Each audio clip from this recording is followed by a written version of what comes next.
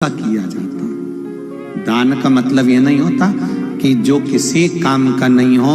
अभी संक्रांति पे माताएं 13-13, 12-12 कितनी चीज बांटती हैं, 13-13 सामान बांटती हैं। सामान वाले के यहाँ जाती हैं, सामान लेकर आती हैं और वहां भी पूछ कर लेकर आती हैं। 5-5 रुपए वाला है, 5-5 रुपए वाला। अब 5-5 रुपए का वो डब्बा, वो सामान किस काम का?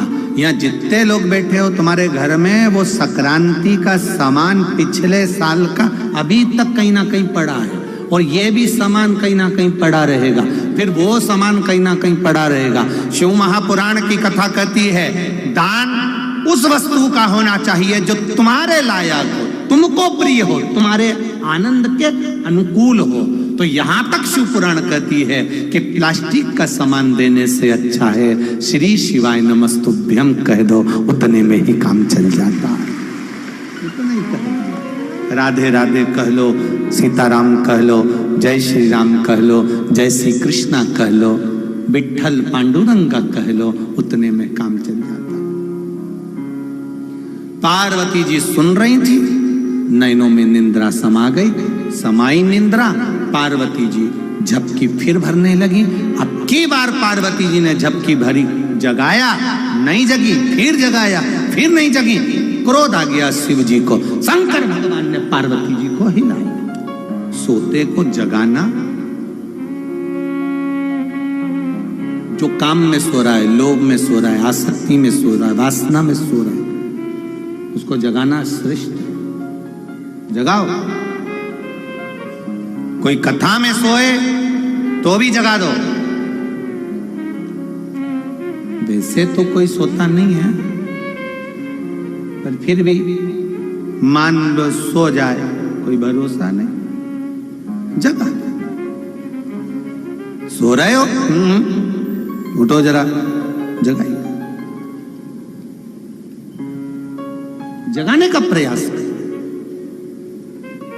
पार्वती जी को जगाया, शिव जी को क्रोध आ गया और देवाधिदेव महादेव ने कहा, पार्वती बार बार तू झरोके ले रही है, बार बार झोंके मार रही है, सो रही है। पार्वती जी ने कहा, भोलेनाथ जी मैं सो नहीं रही, मैं नहीं सो। शिव जी कह रहे हैं, पार्वती एक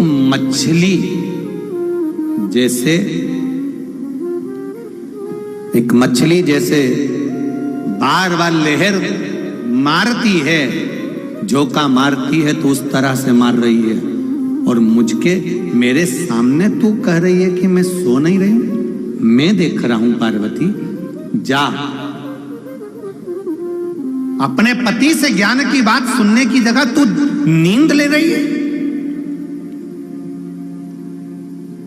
वक्ता, परसों की कथा, वक्ता समझाए और तुम समझ गए तो अच्छा है, नहीं समझोगे तो वक्त समझा देगा, और वक्त समझाएगा तो रो रो के समझाएगा।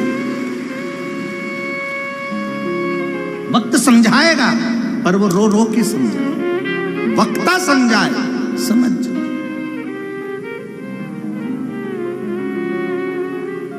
जागो, अभी मौका है जागने का।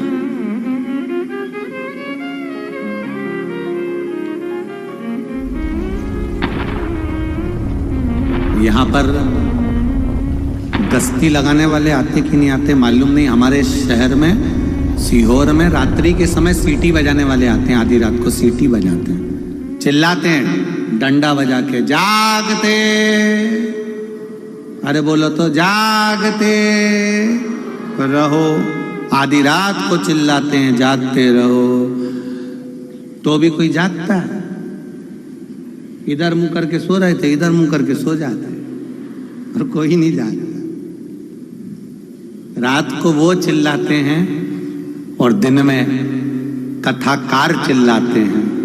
रात को अगर नहीं जागे तो तुम्हारा धन चोर चुरा कर ले जाएंगे, और कथा में नहीं जागे तो तुम्हारी जिंदगी तुम नष्ट कर दोगे।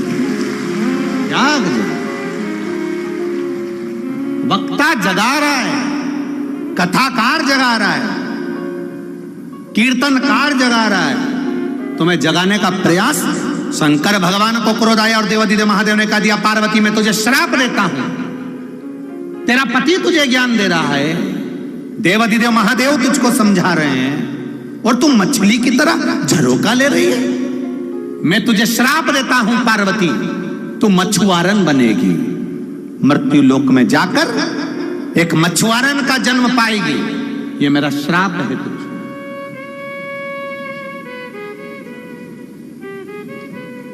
विचार करिएगा, 84 लाख योनियां जब चालू होती है तो उसमें सबसे पहली योनि आती है मछली की योनि। गरुड़ पुराण सुना है कि नहीं सुना? अरे बोलो तो जम के। गरुड़ पुराण में लिखा है 84 लाख योनियां चालू होती है तो 84 लाख योनि में सबसे पहली योनि आती है मछली की योनि। सबसे पहली योनि है मछली की। तो किसी ने पूछा कि मछली की योनि सबसे पहले क्यों आती है? क्योंकि ये मनुष्य की योनि पाने के बाद पानी के मोल को नहीं समझती। जब देखो जब मुंडा धोने पड़ती, कपड़े धोए तो इतना पानी फेंके, हाथ धोए तो पानी फेंके, और वो पानी भगवान ने फ्री दिया है, गिफ्ट में दिया है। जल नारायण परमात्मा ने खुश होकर दिया है, उसके महत्व को नहीं समझ पाती।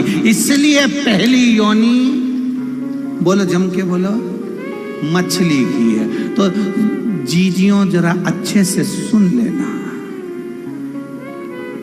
और जितने परभणी के जीजा बैठे हैं वो भी सुन लो।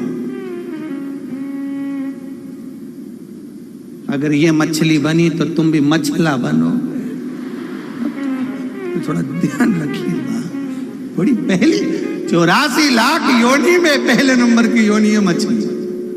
पहले नंबर। जल का सदुपयोग करो, प्रकृति का सदुपयोग करो, वृक्षारोपण करो, जिससे हमारी पृथ्वी हरी भरी हो और ये जीवन सार्थक।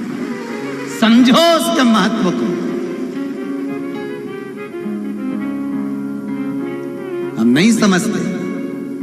जब कोरोना महामारी आई तब ऑक्सीजन की मशीन याद आई।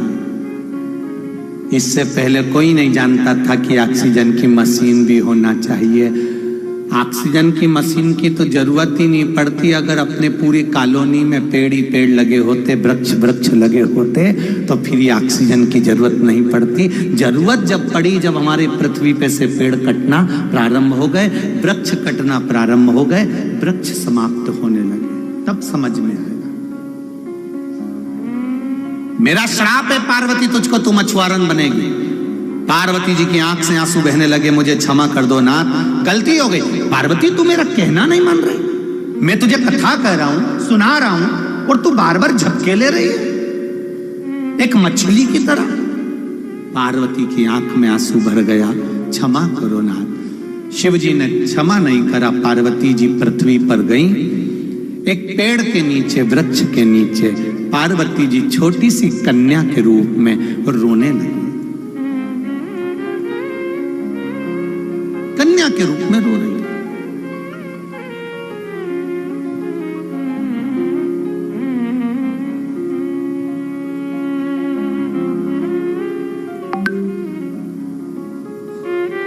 अब रोती हैं। चंद्रदेव पार्वती जी को देख रहे थे कि मां चिंतपूर्णी, मां आनंद देने वाली, मां अंबिका आज एक वृक्ष के नीचे रो रही है।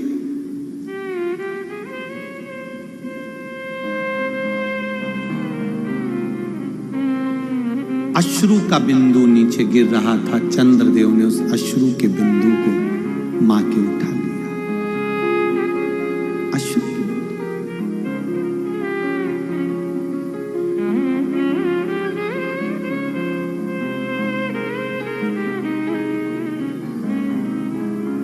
जब भगवान देवादिदेव महादेव, मेरे शिव, मेरे ओघड़दानी, मेरे शंकर करकटी के पुत्र भीम को मार दिए, भीमा शंकर के रूप में विराजमान हो गए। शिवजी को पार्वती का वियोग लग रहा था, वियोग लग रहा था। पार्वती की याद शिव को आ रही थी। मैंने श्राप दे दिया, पार्वती को श्रेष्ठ नहीं करा। तब वो जल का बिंदु चंद्रदेव ने ले जाकर शंकर के सम्मुख में दिया। जहां पर शिव भीमा शंकर के रूप में विराजमान हुए, वहां बिंदु को जब दिया तो वो भीमा शंकर के सम्मुख पहुंचा, इसलिए भीमा कहला गया। पर चंद्र ने इसको दिया तो शिव जी ने भी कह दिया ये पार्वती का श्रू है, साधारण नहीं है। मैंने पार्वती को पृथ्वी पर भेजा है। पार्वती मेरे लिए तप कर रही है, इसलिए अश्रु भी तप करेगा और मृत्यु लोक में चंद्रभागा के नाम से जनमानस का कल्याण करेगा।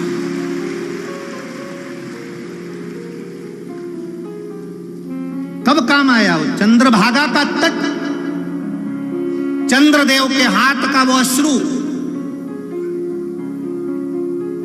भगवान शिव ने कह दिया पार्वती को, तुम मछुआरन बनेगी। पार्वती छोटी सी कन्या के रूप में रो रही है, आंख अश्रु बह रहा, जल बह रहा, गिर रहा।